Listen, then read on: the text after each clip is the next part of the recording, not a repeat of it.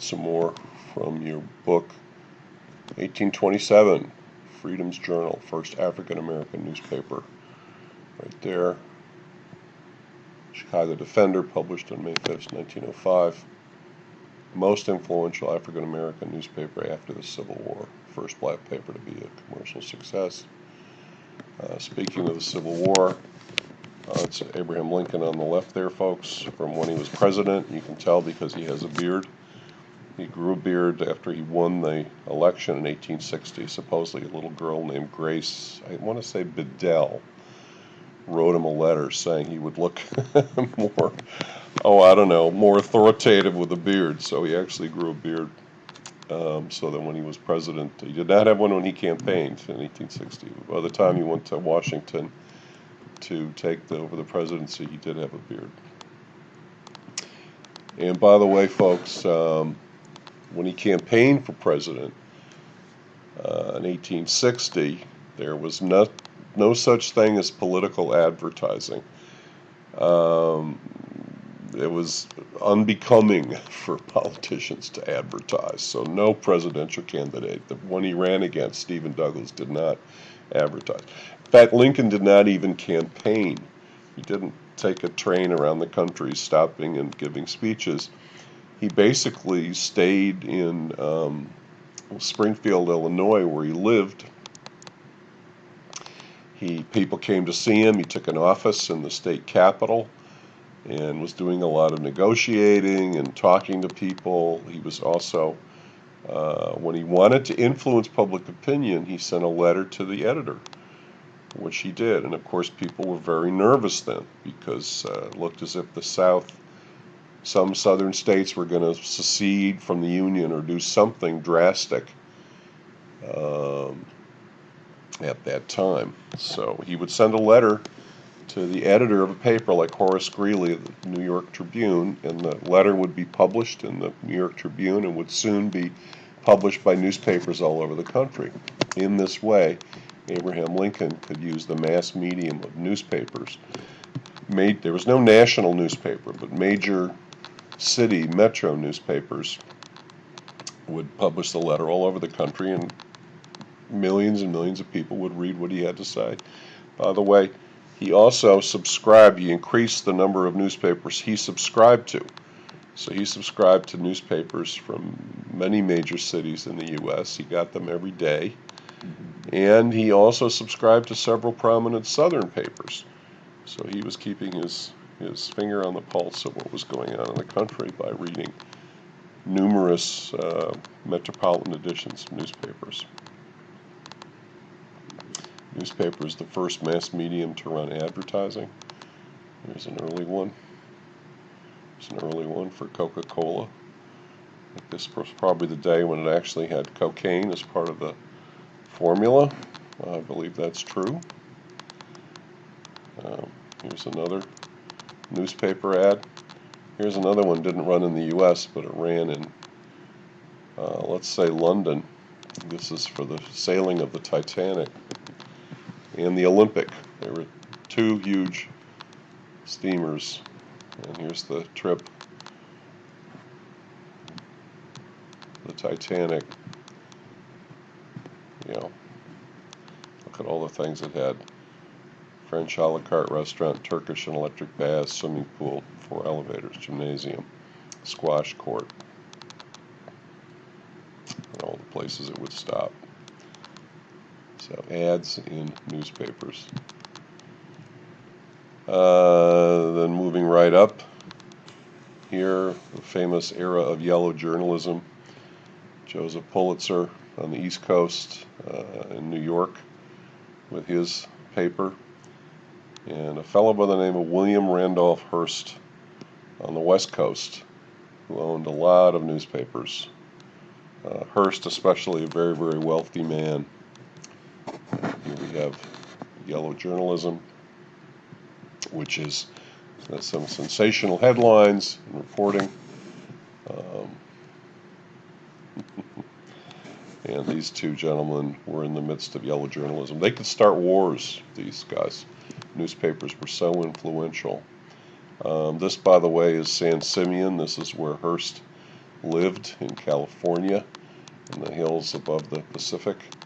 By the way, William Randolph Hearst was the subject of what many people feel is the best film, at least U.S. film ever made, called Citizen Kane, directed by and starring Orson Welles when he was in his mid-20s.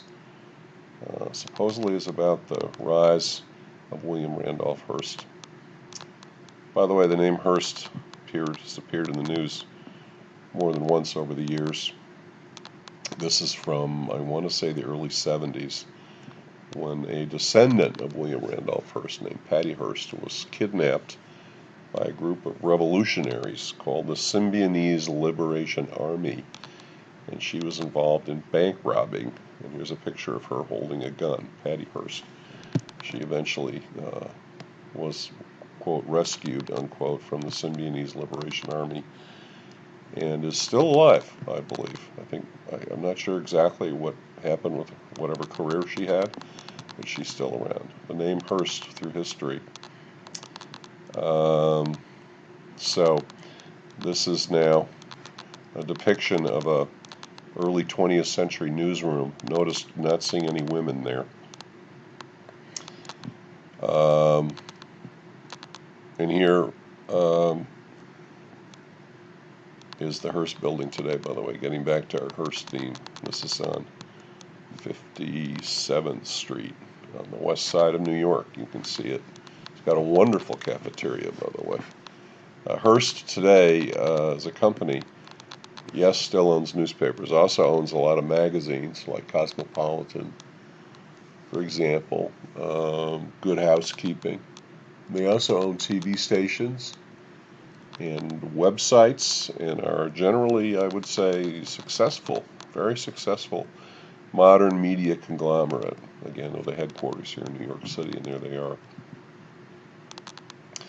I should have moved that newsroom slide. It didn't really belong there. I'm going to make a point now and do that. See? We make the presentation as we give it.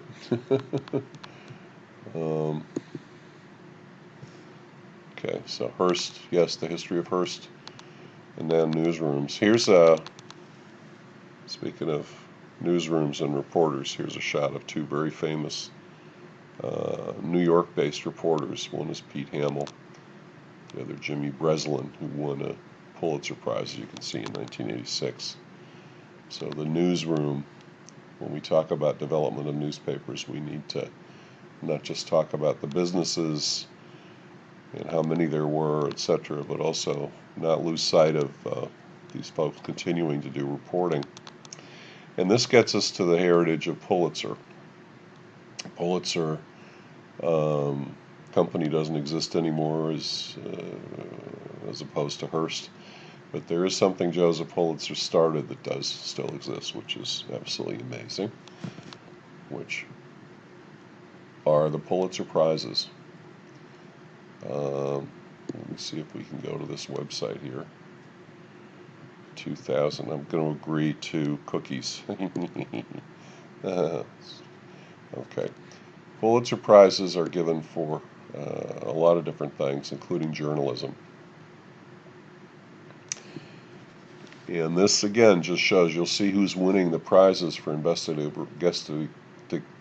reporting and journalism are newspapers. So here's a story, public service, the New York Times did coverage of the coronavirus pandemic that exposed these things. Here's breaking news reporting. This is the staff of the Star Tribune, Minneapolis, Minnesota newspaper, for its reporting of George Floyd at the hands of police in Minneapolis and of the reverberations that followed. Here's investigative reporting for the Boston Globe newspaper, reporting systematic failure by state governments to share information about dangerous truck drivers that could have kept them off the road, prompting immediate reforms. So this is the reason for freedom of the press. Investigative reporting done by newspapers more than any other media type today, any other mass medium, still doing more investigative reporting. And you can read local reporting. This is for Tampa Bay Times. Resourceful, creative reporting that exposed how powerful, politically connected sheriff built a secretive intelligence operation that harassed residents, etc. So you can see this. So Pulitzer had a very long-lasting legacy, even for editorial writing. Goes for journalism. Journalism having to do with journals, having to do with newspapers. Okay. And so, where are we now, everybody? I'm wondering.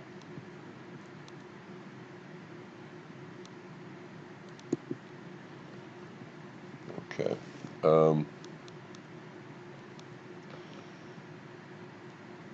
Well, so in the 1920s, the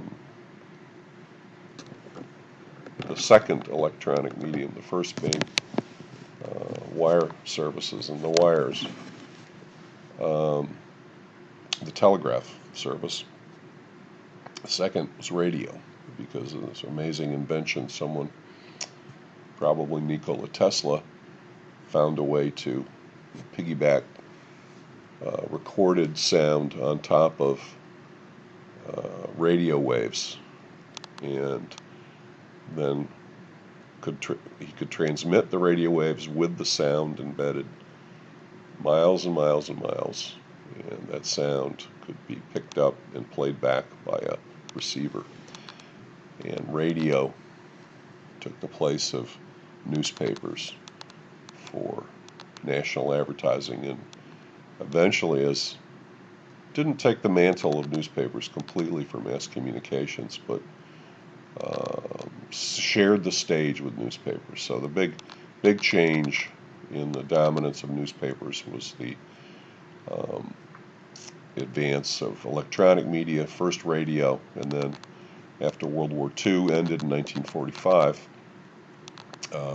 another inventor, I think his last name was Farnsworth, found a way to not only put the sound waves, but also put visuals, video, on top of radio waves, electromagnetic waves.